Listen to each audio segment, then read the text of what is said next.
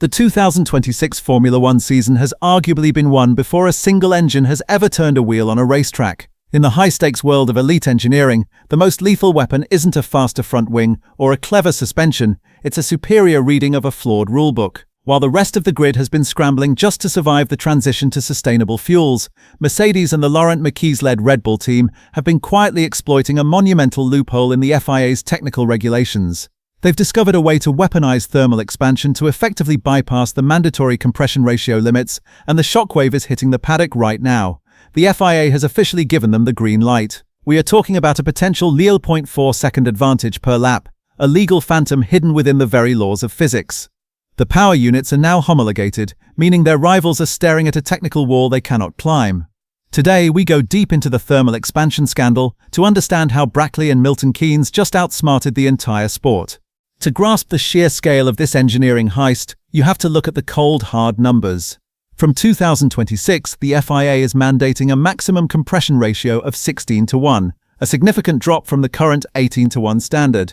This wasn't a random choice. A lower compression ratio was intended to curb development costs and level the playing field between manufacturers.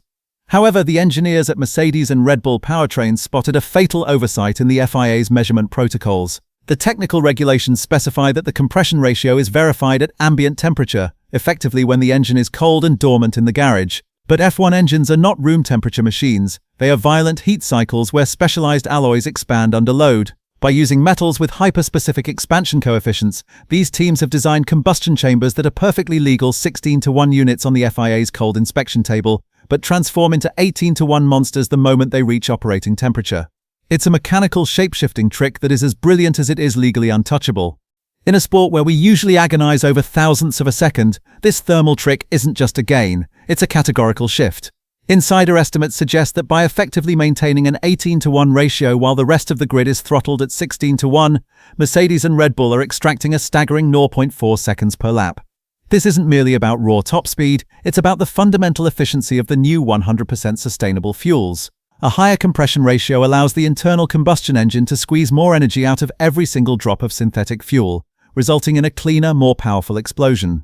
This efficiency directly translates into a lean burn advantage, allowing these teams to carry less fuel weight and harvest more energy for their MGUK at the end of the straights. While teams like Ferrari and Audi are reported to be taking a conservative Spec A approach, the technical wizards in Brackley and Milton Keynes have found a way to ignore the spirit of the new rules while technically obeying every single comma in the regulation.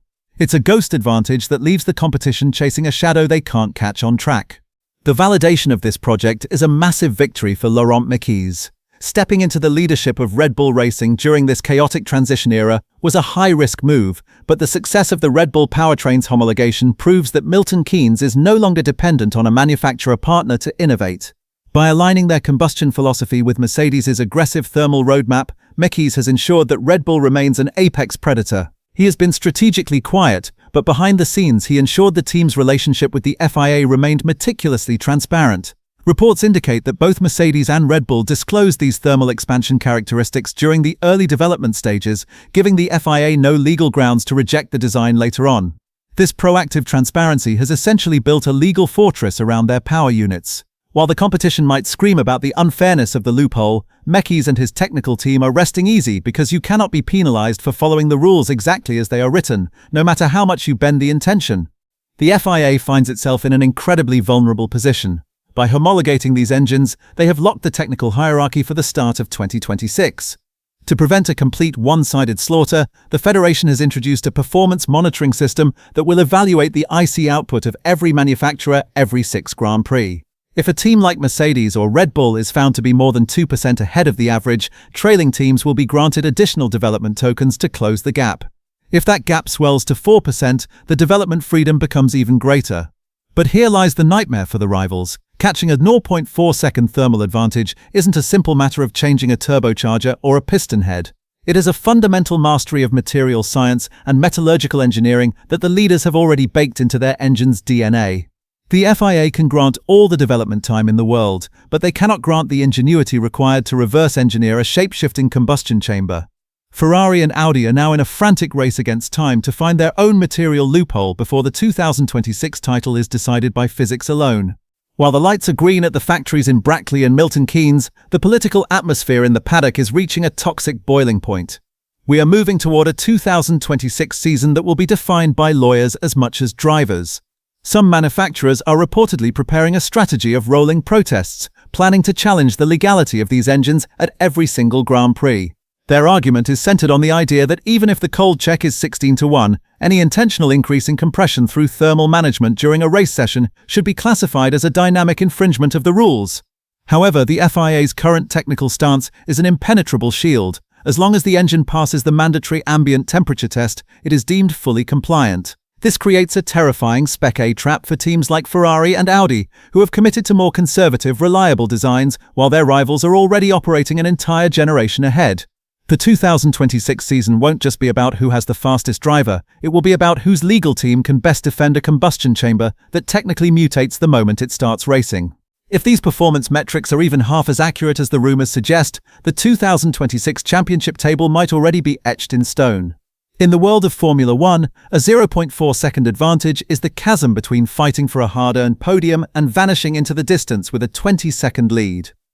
For Mercedes, this thermal loophole is the definitive path back to the absolute throne they surrendered in 2021. For Laurent Mekies and the Red Bull project, it is a glorious confirmation that their independent future is not just secure, but potentially dominant. The grid has effectively split into a two-tier society before the first light in Melbourne has even flickered. The manufacturers who unlock the secrets of thermal expansion are the alphas, and everyone else is playing a desperate game of catch-up that could take years of research to resolve. We are entering the era of the expandable engine, and as long as the FIA remains shackled to their current measurement protocols, the silver and blue cars are starting with a weapon that is technically invisible and practically untouchable. Ultimately, Formula 1 has never been a sport purely about fair play. It is a sport defined by superior interpretation of the rules. Mercedes and Red Bull haven't cheated. They have simply engineered their way around the limitations set by the regulations, as the best teams always do. By effectively weaponizing what many are now calling the thermal loophole, they've gained a strategic advantage that could shape the competitive order for years, not just seasons to come. The FIA's approval stands as the final seal on a project that rival teams are clearly desperate to stop, yet currently lack any legal or technical grounds to challenge. The 2026 revolution hasn't just begun, it may already be tilted in favor of those who mastered the rulebook first, and it now seems the checkered flag has been claimed long before the lights have even gone out. So what do you think? Is this a triumph of brilliant material science and engineering ingenuity, or a move that risks undermining the competitive spirit the new regulations were meant to protect? Share your thoughts in the comments below. This is Formula Perspective, where the future is getting hotter. Subscribe to stay ahead of the technical war, and we'll see you in the next deep dive analysis.